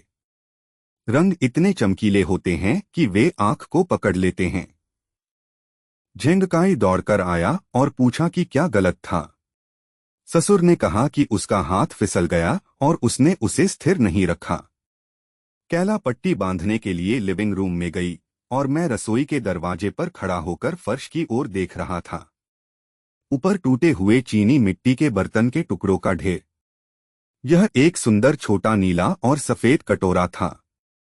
उसने इसे उस साल खरीदा था जब मैंने शादी की थी। उन्होंने कहा कि यह मुझे सूप परोसने के लिए था। मैं टूटे हुए चीनी मिट्टी के बर्तन का आखिरी टुकड़ा लेने के लिए बैठ गया। किनारों को उसके खून से सना हुआ था। जब मैंने उसे उठाया तो खून के धब्बे मेरी उंगलियों पर लगे। गर्म, थोड़ा चिपचिपा। मैंने टूटे हुए चीनी मिट्टी के बर्तन के उस टुकड़े को अपनी हथेली में पकड़ लिया और उसे फेंका नहीं। उसने चुपचाप इसे अपने कोट की दाहिनी जेब में डाल दिया जब कोई नहीं देख रहा था। बाद में मैं बालकनी पर खड़ा होकर काफी देर तक रात की हवा का आनंद ले रहा था। हवा ठंडी थी, लेकिन मेरी जेब में टूटे हुए चीनी मिट्टी के बर्तन अभी भी गर्मी का निशान ले रहे थे। मैं अपनी जेब में पहुंचा और सिरेमिक के टुकड़े के किनारे को छुआ। बहुत तेज, मेरी उंगलियों में चुभ गया। मैंने अपना हाथ पीछे खींचा और उसे देखा। मेरी उंगलियों पर एक हल्का सफेद बिंदु था। कोई त्वचा नहीं टूटती है, लेकिन जोर से दबाने से दर्द होता है। उस पल में मुझे अचानक कुछ समझ में आया। टूटे हुए चीनी मिट्टी के बर्तन के इस टुकड़े और मैंने एक अवर्णनीय संबंध विकसित किया है। इसने उसकी उंगली काट दी और मेरी उंगलियों में चुभ गया। हम दोनों के खून ने एक बार चीनी मिट्टी के बर्तन के एक ही टुकड़े को दाग दिया था। वे बस एक दूसरे से नहीं टकराए, बस समय और व्यवस्था से अलग हो गए। एक ही दरार के दोनों ओर गिरता है। तीसरे दिन की दोपहर को झेंगकाई ने कहा कि वह एक किताब खोजने के लिए अध्ययन में जाना चाहता है। उसने धक्का देकर दरवाजा खोला और अंदर चला गया। मैंने लिविंग रूम में उसके कदमों की आहट सुनी और अंदर रुक गया। रुकना काफी असामान्य था। फिर वह हाथ में एक पतला चिपचिपा नोट पकड़े हुए धीरे धीरे बाहर चला गया। उसके चेहरे के भाव अजीब थे, जैसे चट्टान के किनारे खड़ा कोई व्यक्ति अचानक बोल रहा हो। मुझे उस तरह की खाली जगह मिली जहां मेरे पैरों के नीचे के पत्थर ढीले होने लगे थे। वह मेरे पास आया, चिपचिपे नोटों को खोला और उन्हें सौंप दिया। ऊपर मेरे ससुर की लिखावट है, साफ सुथरी और साफ सुथरी छोटी नियमित लिपि। मैंने एक पंक्ति के बारे में लिखा, नाना। उस दिन मैंने कहा कि यह कुछ भी नहीं था। दरअसल मेरा मतलब यह था कि खाना बनाते समय आपका गुनगुनाहट वास्तव में अच्छा होता है। उस दिन रसोई के दरवाजे पर मुझे बुलाने के बाद उसने यह कहना खत्म नहीं किया था। चिपचिपा नोट झेंगकाई के हाथ से फिसल गया और फर्श पर तैर गया, पानी की सतह पर गिरने वाले पत्ते की तरह खामोश। लेकिन उसी पल में पूरे कमरे में रोशनी मंद हो गई। मेरे ससुर अध्ययन कक्ष से बाहर चले गए और गलियारे के अंत में खड़े होकर फर्श पर कागज को देख रहे थे। लेंस के पीछे की आंखें प्रकाश से इतनी रोशन हो गई थीं कि उनके भावों को पढ़ना मुश्किल था। झेंगकाई धीरे से मुड़ा और अपने ससुर की दिशा में सिर हिलाया। वह गति हल्की और धीमी थी, लेकिन यह मेरे कान में एक सुस्त झटके की तरह गिरी। हथौड़ा हड्डी से टकराया। उसने कुछ नहीं कहा, अपने जूते बदलने के लिए नीचे झुका। फावड़े का फीता बांधना स्थिर और सावधान था, लेकिन मैंने देखा कि उसकी गर्दन के पीछे का कंडरा इतना तनावग्रस्त था कि वह टूटने वाला था। वह खड़ा हुआ और दरवाजा खोला। बाहर की ठंडी हवा ने अचानक पूरे लिविंग रूम को भर दिया। झटके ने कॉफी टेबल पर नोट को पलट दिया। वह बाहर चला गया, दरवाजा खुला छोड़ दिया गया था। मेरे ससुर ऊपर चले गए, नीचे बैठ गए और जमीन से चिपचिपा नोट उठाया। उसने इसे 2 बार मोड़ा और अपनी शर्ट की ऊपरी बाईं जेब में रख दिया। वह खड़ा हुआ और मेरी ओर देखा, उसके होंठ थोड़े हिल रहे थे। यह पहले से ही जीभ पर एक शब्द की तरह था, केवल वापस निगल लिया गया था। खिड़की के बाहर फिर से बारिश होने लगी। बारिश की बूंदें एयर कंडीशन की आउटडोर यूनिट की धातु की शीट से टकराई। कर्कश आवाजें, जैसे अनगिनत छोटे पत्थर एक साथ गिरते हैं। जैसे ही मैं उसके पास से अध्ययन कक्ष में चला गया, मैं उसके पास से गुजरा। उसने उसे छुआ नहीं, लेकिन मेरे कोट की दाहिनी जेब में टूटे हुए चीनी मिट्टी के बर्तन का किनारा कपड़े से अलग हो गया था। उसने धीरे से अपनी आस्तीन को ब्रश किया, जिससे बहुत फीकी आवाज आई, सूखी लकड़ी के टुकड़े पर सैंडपेपर की तरह खुरचने की तरह। उसने यह सुना। उसने अपना सिर नीचे किया और मेरी जेब की दिशा में देखा, लेकिन उसने नहीं पूछा। उस रात मैं लिविंग रूम के फर्श पर अकेला बैठा था, सोफे के खिलाफ झुकना। मैंने टूटे हुए चीनी मिट्टी के बर्तन के उस टुकड़े को बहुत देर तक अपनी जेब में दबाए रखा। किनारा लगभग मांस में समा गया था। झेंगकाई का फोन पहुंच से बाहर हो गया है और बंद हो गया है। मेरे ससुर के बेडरूम का दरवाजा बंद था और दरार से कोई रोशनी नहीं आई। मैं बहुत देर तक अंधेरे में बैठा रहा, जब तक कि खिड़की के बाहर बारिश बंद नहीं हो गई। बादल तितर-बितर हो जाते हैं और पर्दे के अंतराल से एक पतली सफेद रेखा फिसल जाती है। यह मेरे हाथ के ठीक पिछले हिस्से पर उतरा। मैंने चांदनी से रोशन त्वचा के छोटे से पैच को देखा। अचानक मुझे अस्पताल के गलियारे में वह पल याद आया जब उसकी उंगलियों ने मेरे माथे पर दबाव डाला था। वह उंगली अब मुझसे 5 मीटर से भी कम दूरी पर है, एक दीवार और कसकर बंद दरवाजे से अलग। मैं खड़ा नहीं हुआ, लेकिन मैंने टूटे हुए चीनी मिट्टी के बर्तन को पकड़ने वाले हाथ को छोड़ दिया। टूटे हुए चीनी मिट्टी के बर्तन उसकी हथेली से गिर गए और फर्श पर लगभग आधे रास्ते में घूम गए। यह एक अंधेरी जगह पर रुक गया जहां चांदनी नहीं पहुंच सकती थी। अगले दरवाजे के पीछे से एक बहुत ही नरम उथली आई, किसी ऐसे व्यक्ति की तरह जो इस तरह पलट गया हो। तकिए पर दबाव डालने वाले वजन ने आखिरकार दिशा बदल दी। वह आह बारिश के बाद की शांति के माध्यम से स्पष्ट रूप से आई। ऐसा लगा जैसे कोई मेरे कान में कुछ फुसफुसा रहा है, लेकिन अंत में मैंने स्पष्ट रूप से नहीं सुना कि वे कौन से शब्द थे। मुझे बस इतना पता है कि वे शब्द मेरे दिल पर कब आए। जैसे कोई पत्थर पानी में गहराई तक डूब जाता है एक धमाके के साथ, फिर कुछ भी नहीं तैरता। भाग 3। जब मैं बिस्तर पर लेटा हुआ था और सोने वाला था, दरवाजे का कांच धीरे से मुड़ा। मुझे लगा कि यह एक सपना है, जब तक चूने और पुदीने की महक न आ जाए, मेरी सांसों के चारों ओर लपेटे हुए एक पतले धागे की तरह। मैंने अपनी आंखें खोलीं और चांदनी के नीचे उसका चेहरा मुझसे एक मुट्ठी से भी कम दूर था। उसकी नाक की नोक मेरे माथे के ऊपर मंडरा रही थी। नीचे उतरते ही उसकी सांसें गर्म हो रही थीं। उसने आने से पहले अपने दांत ब्रश किए। यह विचार मेरी गर्दन के पिछले हिस्से में सुई छेदने जैसा महसूस हुआ। उसकी उंगलियां धीरे धीरे मेरे गाल के करीब उठीं। उसकी उंगलियों की गर्मी ने मेरी त्वचा को थोड़ी दूर से झुलसा दिया। जिस क्षण वे टकराने वाले थे वह रुक गया। वहां एक लौ की तरह लटका हुआ है जो गिरने की हिम्मत नहीं करता है। मेरा पूरा शरीर कांप रहा था। मैंने कहा कि मैं तुम्हारी भाभी थी। वे कुछ शब्द इतने हल्के थे कि उन्हें लगा जैसे वे उससे भीख मांग रहे हों। उसकी उंगलियां अचानक वापस मुट्ठियों में बदल गईं और सफेद हो गए। वह पीछे हट गया। उसका घुटना बिस्तर के किनारे से टकरा रहा था। उसने अपने होंठ काटे और कहा, तुम मेरी भाभी हो। मुझे पता है, मुझे पता है, मुझे पता है। प्रत्येक ध्वनि पिछले की तुलना में अधिक कर्कश है। प्रत्येक ध्वनि पिछले की तुलना में अधिक टूटी हुई है। फिर वह मुड़ा और बाहर चला गया। दरवाजा खुला हुआ, खुले मुंह की तरह, कुछ भी कहने में असमर्थ।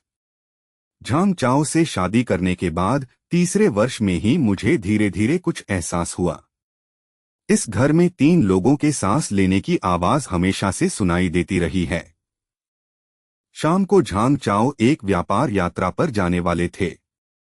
वह प्रवेश द्वार पर खड़ा था, अपना सूटकेस खींच रहा था। जब उसने जूते बदलने के लिए अपना सिर नीचे किया तो उसने मेरी ओर देखा। फिर उसने झांग झे की ओर देखा, जो लिविंग रूम के सोफे पर गेम खेल रहा था। उसने निर्देश दिया, अपनी भाभी की अच्छी देखभाल करो। झांग झे ने गुनगुनाहट के साथ जवाब दिया। उसकी टकटकी पूरे समय स्क्रीन पर टिकी रही थी। उसकी उंगलियां कीबोर्ड पर तेजी से टाइप कर रही थीं। मैं रसोई के दरवाजे की चौखट के खिलाफ झुक गया और हंसते हुए कहा, बस आगे बढ़ो और आराम करो। अब आप बच्चे नहीं हैं, तो आपको ऐसे अंतहीन अनुस्मारक की आवश्यकता क्यों है? उसके पीछे दरवाजा बंद होने के बाद पूरे घर में अचानक अजीब तरह से शांति महसूस हुई। झांग झे के कमरे से केवल कीबोर्ड की गूंज की आवाज ही रह गई। पापाटैट दीवारों के बीच आगे पीछे उछलता हुआ। मैंने फेस मास्क लगाया और लिविंग रूम के सोफे पर टीवी देखने लगा। स्क्रीन पर जो हो रहा था वह वास्तव में दिमाग में उतरना असंभव था। जब तक नींद वापस आई तब तक लगभग 11 बज चुके थे। मैं गलियारे के दूसरे छोर की ओर चिल्लाया, उसे बहुत देर तक न रहने के लिए कहा। कमरा कुछ के साथ वापस बुदबुदाया, लेकिन स्पष्ट रूप से नहीं सुन सका। मैंने आगे नहीं दबाया। जब मैं बेडरूम में लौटा तो मैंने दरवाजा बंद नहीं किया था। वे रातें जब झांग चाओ पहले घर पर थे, हम हमेशा आदतन बेडरूम के दरवाजे में एक दरार छोड़ देते हैं, यह कहते हुए कि यह कुछ ताज़ी हवा के लिए है। यह वास्तव में एक अचेतन मौन समझ है। उस दिन मैंने लापरवाही से दरवाजा बंद कर दिया, आधा बंद। एक संकीर्ण अंतर छोड़ना। खिड़की के बाहर चांदनी चमकदार सफेद थी, जो बिस्तर के पैर में कंबल में फैल गई थी। मैंने अपनी आंखें बंद कर लीं और मेरी चेतना डूबने लगी। इतना भारी कि यह लगभग एक सपने के किनारे को छूता है। तभी दरवाजे के कांच के मुड़ने की आवाज आई। यह बहुत फीकी थी। इतना हल्का, ऐसा लगा जैसे किसी ने अपने नाखूनों से लकड़ी को खरोंच दिया हो। इतना हल्का मुझे लगा कि यह सिर्फ एक भ्रम है। मैंने अपनी आंखें नहीं खोलीं, बस पलट गई। तभी उसकी नाक में गंध घुस गई। यह तंबाकू की खुशबू नहीं थी जिसे झांग चाओ का कोट अक्सर पहनता था। यह एक और खुशबू है, ताज़ा और ठंडी। पुदीने के नीचे चूने के कसैलेपन का संकेत है। यह बाथरूम में शॉवर जेल की बोतल की खुशबू थी। मैं इसे हर दिन तौलिया रैक पर सूंघ सकता हूं, लेकिन वह खुशबू इस बिस्तर पर मौजूद नहीं होनी चाहिए। उसे मेरे तकिए से प्रकट नहीं होना चाहिए था, मेरे इतने करीब। मैंने अचानक चांदनी के नीचे अपनी आंखें खोलीं। झांग झे का चेहरा कुछ ही इंच दूर था और वह बिस्तर के बाहरी किनारे पर आधा घुटने टेक रहा था। उसका ऊपरी शरीर मेरी ओर झुक गया। उसकी नाक की नोक मेरे माथे के ठीक ऊपर थी, एक मुट्ठी की मुट्ठी से भी कम। उसकी सांसें मेरी भौहों, उसकी सांसों के गुच्छों के बीच गिर रही थीं। इतना जल रहा था कि उसकी आंखें लाल नसों से ढकी हुई थीं। धंसी हुई आंखों के सॉकेट पूरे व्यक्ति को ऐसा दिखते हैं जैसे वह कई दिनों से ठीक नहीं हुआ है। ऐसा लगता है कि उसे रात की अच्छी नींद आई है। लेकिन वे आंखें इतनी चमकीली थीं, मानो अंदर कुछ जल रहा हो। मेरी पीठ पर पसीना लगभग तुरंत फूट पड़ा। मेरे पजामे के खिलाफ ठंड से दबाकर उसने मेरी ओर देखा। उसके होंठ थोड़े अलग हो गए, फिर बंद हो गए। वह बहुत धीरे धीरे सांस ले रहा था। पूरी तरह से सांस लेने के बाद मैंने धीरे धीरे फिर से सांस छोड़ी और वह सांस मेरी त्वचा के खिलाफ ब्रश करने लगी। फिर मुझे एक और गंध सूंघा, चूने के पुदीने के साथ मिश्रित एक फीकी टूथपेस्ट खुशबू। यहां आने से पहले उसने अपने दांत ब्रश किए थे। इस विचार ने मुझे सुई की तरह मारा, अचानक मेरी चेतना को छेद दिया। वह आधा सो नहीं रहा था और गलत कमरे में घुस गया था। वह स्पष्ट दिमाग वाला था, उसने आने से पहले खुद को साफ भी किया। मैं चिल्लाना चाहता था, लेकिन मेरे गले को ऐसा लगा जैसे उसका दम घुट रहा हो। केवल कुछ सांस की आवाजें ही उत्पन्न की जा सकती हैं। मेरी उंगलियों ने रजाई को कसकर पकड़ लिया और जोड़ सफेद हो गए। वह बस वहां झुक गया, 1 सेकंड 2 सेकंड के लिए मेरी ओर देख रहा था। समय हवा में फैले एक पतले धागे में फैला हुआ है। फिर वह थोड़ा पीछे हट गया। यह वास्तव में सिर्फ एक छोटा सा है, शायद आधी उंगली की चौड़ाई से भी कम। लेकिन उसकी निगाहें मेरे चेहरे से कभी नहीं हटीं। वह बोला। उसकी आवाज इतनी कर्कश थी कि यह उसके मूल समय से लगभग पहचानने योग्य नहीं थी। ऐसा लग रहा था कि उसके गले के सबसे गहरे हिस्से से हर शब्द थोड़ा थोड़ा करके निकल गया हो। उसने कहा, भाभी, मुझे नींद नहीं आ रही है। जब वे शब्द उसके कानों तक पहुंचे, मैं बेकाबू होकर कांपने लगा। सहज रूप से मैंने पीछे खींच लिया और बिस्तर के सिर पर लकड़ी के बोर्ड के खिलाफ अपनी पीठ को टक्कर मार दी। उसकी रीढ़ की हड्डी में ठंडक दौड़ गई। मैंने रजाई को अपनी छाती तक खींच लिया, जैसे कि वह सूती कपड़ा दीवार बन सकता है। मैंने उसे जाने के लिए कहा। उसकी आवाज इतनी बुरी तरह से कांप रही थी कि यह मुश्किल से पहचानने योग्य थी। वह नहीं हिला। उसका हाथ उठाया गया था, जो उसकी बगल में लटका हुआ था, धीरे धीरे मेरी ओर खींच रहा है। मैंने उसकी उंगलियों को देखा, उसे धीरे धीरे मेरे गाल पर आते हुए देखा। चांदनी सिर्फ उसकी उंगलियों पर पड़ी और अलग अलग नाखूनों को बड़े करीने से काटा जाता है, जैसे हाथ धोए गए हों। लेकिन जैसे ही उसकी उंगलियां मेरी त्वचा को छूने वाली थीं, वह रुक गया। पूरा आंदोलन वहीं रुक गया। उंगलियां हवा में लटकी हुई थीं। मेरे चेहरे के किनारे से फिट होने के लिए बालों का केवल एक ही किनारा बचा था। मैं उसकी उंगलियों की गर्मी महसूस कर सकता था। गर्म सांसों का एक छोटा सा समूह मोमबत्ती की लौ की तरह धीरे धीरे टिमटिमा रहा था। उसने वास्तव में मेरी त्वचा के शीर्ष को नहीं छुआ, नहीं उसने इसे वापस खींचा। कमरे के बाहर किसी अज्ञात समय पर गर्मियों की रातों में सभी सिकाड़ा गाने बंद हो गए हैं। मौन का वह क्षण एक पूरी झील की तरह था जो इसे ढक रहा था। सभी आवाजें डूब रही हैं, मैं अपनी सांस भी नहीं सुन सकता। मेरे चेहरे पर आंसू अनियंत्रित रूप से बह रहे थे। मैंने कर्कश स्वर में कहा, झांगझे, मैं तुम्हारी भाभी हूं। वे कुछ शब्द इतने हल्के थे कि उन्हें लगा जैसे वे उससे भीख मांग रहे हों। उसका हाथ हिंसक रूप से कांपने लगा, फिर उसके सभी हाथों पर मुड़ गया। मुट्ठियों में जकड़े हुए और सफेद हो रहे हैं। उसके हाथ के पिछले हिस्से पर नीली नसें दिखाई देने लगीं। वह एक कदम पीछे हट गया, उसका घुटना बिस्तर के किनारे से टकरा रहा था। उसने अपना सिर नीचे कर लिया, कंधे कांपने लगे।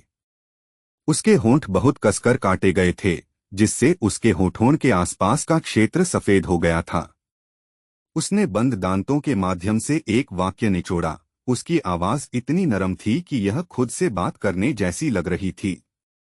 मुझे पता है, उसने कहा, मुझे पता है कि तुम हो, मुझे पता है। मैं उन तीनों को जानता हूं, हर एक पिछले से कम है, हर एक कर्कश है। अंत में वह शब्द लगभग उसके गले में घुस गया। वह सीधा हो गया और 2 कदम पीछे हट गया। जब वह दरवाजे पर पहुंचा तो रुक गया। उसने पीछे मुड़कर मेरी ओर देखा। चांदनी उसके आधे चेहरे पर पड़ी और उसकी आंखें लाल थीं। लेकिन आंसू नहीं गिरे। उसने अपना मुंह खोला। ऐसा लग रहा था जैसे वह कुछ और कहना चाहता हो, लेकिन अंत में उसने अपने होंठ बंद कर लिए। फिर वह मुड़ा और बाहर चला गया। दरवाजा बस खुला हुआ। वह दरवाजा खुला हुआ था, जैसे कोई मुंह बंद न हुआ हो।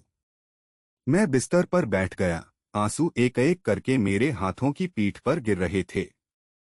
पहले जलाएं, फिर ठंडा करें। मेरे दांत चट कर रहे थे और मेरी ऊपरी और निचली पंक्तियां एक साथ क्लिक कर रही थीं। यह एक बहुत ही फीकी सीटी का उत्सर्जन करता है और चूने के पुदीने का निशान हवा में रहता है। धागे और धागे बिखरे हुए थे। उस रात मैंने फिर से दरवाजा बंद नहीं किया, क्योंकि मैं अपने दिल में जानता हूं कि वह वापस नहीं आएगा। लेकिन मैं पूरी रात सो नहीं सका। मैं खुले दरवाजे को देखते हुए हेडबोर्ड के सामने बैठ गया। चौखट के अंदर का अंधेरा धीरे धीरे फीका होते देखना। ग्रेनीले रंग की हो जाओ, फिर हल्का सोना हो जाओ। जब गलियारे के अंत से दिन का उजाला डाला गया, अगले दरवाजे से दरवाजा बंद होने की बहुत धीमी आवाज आई। फिर प्रवेश द्वार में जूता कैबिनेट खोला गया और फिर बंद कर दिया गया। डोर लॉक सिलेंडर एक क्लिक के साथ घूमता है। कदमों ने सीढ़ी का अनुसरण किया, कदम दर कदम, दूर और दूर। मैं बिस्तर से उठा, नंगे पैर और लिविंग रूम में चला गया। डाइनिंग टेबल पर कांच के कप के नीचे एक नोट रखा गया था। कप में पानी पहले ही ठंडा हो चुका था। नोट पर लिखावट बहुत गंदी थी, कुछ स्ट्रोक हिल रहे थे। पूरे नोट में 5 अक्षर थे। भाभी क्षमा करें। उसके बगल में कुछ बिल दबाए गए थे। ये कुछ कार्ड थे जिन्हें मैंने कुछ दिन पहले चुपके से झांग चाओ के पास खिसका दिया था जब वह ध्यान नहीं दे रहा था। वह एक भी नहीं हिला। मैं डाइनिंग टेबल पर खड़ा था। उसने कप उठाया। कप की दीवार बर्फीली ठंडी थी, इसलिए मेरी उंगलियां सुन्न हो गईं। मैंने पानी नहीं पिया, बस इसे पकड़ लिया। उसने इसे बहुत बहुत लंबे समय तक पकड़ा, जब तक कि उसकी उंगलियां इतनी ठंडी नहीं हो गईं कि अंत में उन्हें नीचे रखने से पहले वह होश खो बैठा। सूरज की रोशनी खिड़की से अंदर आती है, नोट के किनारे पर गिरती है। कागज मुरझाए हुए पत्ते की तरह थोड़ा ऊपर लुढ़कता है। कुछ दिनों बाद झांग चाओ चाओ अपने आधिकारिक व्यवसाय से घर लौट आए। जैसे ही दरवाजा खुला, उसने मेरी ओर अपनी बाहें खोल दी। जिस क्षण से वह अंदर आई थी, उसकी मुस्कान फीकी नहीं पड़ी थी। मैं उसके पास चला गया और उसकी बाहों में झुक गया। उसने अपनी ठुड्डी को मेरे सिर के ऊपर टिका दिया। मेरे कोट पर मेरे चारों ओर लिपटी तंबाकू की परिचित गंध। उसने मुझसे लापरवाही से पूछा, झांग युवा है, जबकि मैं पिछले कुछ दिनों से दूर हूं। मैंने कोई परेशानी नहीं की है ना? मैंने अपने होठों के अंदर से थोड़ा सा नीचे कर लिया। इसमें काटने से जंग लगी मछली जैसी गंध आती थी। मैंने कहा नहीं, वह बहुत अच्छा व्यवहार करता था। उसकी आवाज इतनी स्थिर थी कि मैं भी हैरान रह गया। झांग चाओ ने मेरे बालों को रगड़ दिया, फिर अपना सामान उठाया और बेडरूम में चलने के लिए मुड़ गया। जब हम बेडरूम के दरवाजे पर पहुंचे तो मैं उसका पीछा किया। अनजाने में उसका हाथ दरवाजे के ताले तक पहुंच गया। उसकी उंगलियां ठंडे धातु के टुकड़े को छू रही थीं। मैं अचानक पीछे हट गया। उस रात से मैं सोने से पहले हर रात इसे दोहराता था। जांचें कि क्या दरवाजा ताला 3 बार सुरक्षित है। कभी कभी निरीक्षण के बाद भी। बिस्तर पर लेटने के बाद मैं उठने और उसे फिर से मोड़ने से खुद को नहीं रोक सका। झांग कभी वापस नहीं आया और कोई नहीं जानता था कि वह कहाँ गया। कोई नहीं जानता कि बाद में उसे नौकरी मिली या नहीं। कभी कभी झांग चाओ उसका उल्लेख करते थे और पूछते थे कि क्या मुझे उनसे कोई संदेश मिला है। मैंने अपना सिर हिलाया और कहा, नहीं, शायद मैं बाहर व्यस्त हूं। फिर मैं मुड़ा और नल को अधिकतम करने के लिए रसोई में चला गया। पानी की आवाज को उन सभी विचारों को डूबने दें जिन्हें मैं नियंत्रित नहीं कर सकता था। लेकिन देर रात को मैं अक्सर चौंक कर उठता हूं। कभी हवा पर्दे हिलाती है, कभी नीचे, मुझे नहीं पता कि यह कहाँ है। एक घर से एक दरवाजे ने आवाज की। मैंने अचानक अंधेरे में अपनी आंखें खोली। मेरा दिल ढोल की तरह धड़क रहा था। मेरी पीठ पर पजामा भीग गया था और मेरी टकटकी बेडरूम के दरवाजे के हैंडल पर टिकी हुई थी। इसे गतिहीन होते हुए देखें और इसके मुड़ने की प्रतीक्षा करें। 3 सेकंड, 5 सेकंड। दरवाजे की घुंडी बिल्कुल भी नहीं हिली। मैं धीरे धीरे वापस लेट गया और अपनी आंखें बंद कर लीं। मैं अब उस चूने के पुदीने को सूंघ नहीं सकता। लेकिन मुझे यह याद है। मुझे वह पल याद है जब उसकी उंगली मेरे गाल के बगल में लटक गई थी। मुझे याद है कि चांदनी उसके पोर पर गिर रही थी। मैं कुछ नहीं कहूंगा, मैं कभी एक शब्द भी नहीं कहूंगा। लेकिन वह दरवाजा मैंने फिर कभी दरार नहीं छोड़ी। कुछ शब्द हमेशा के लिए अनकहे होते हैं। कुछ लोग दरवाजे की दरारों से फिर कभी नहीं दिखाई देंगे। 1 साल से अधिक समय बीत चुका है ना? उस शाम हमने अभी अभी खाना खत्म किया था। झांग चाओ सोफे पर आधा लेटा हुआ था और अपने फोन को देख रहा था जब उसने अचानक कहा।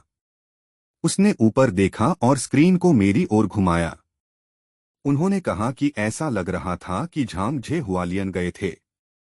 मुझे एक गेस्ट हाउस में नौकरी मिली और मैंने एक फोटो पोस्ट की। मैंने इसे लिया और देखा। स्क्रीन पर यह समुद्र के किनारे सूर्यास्त था।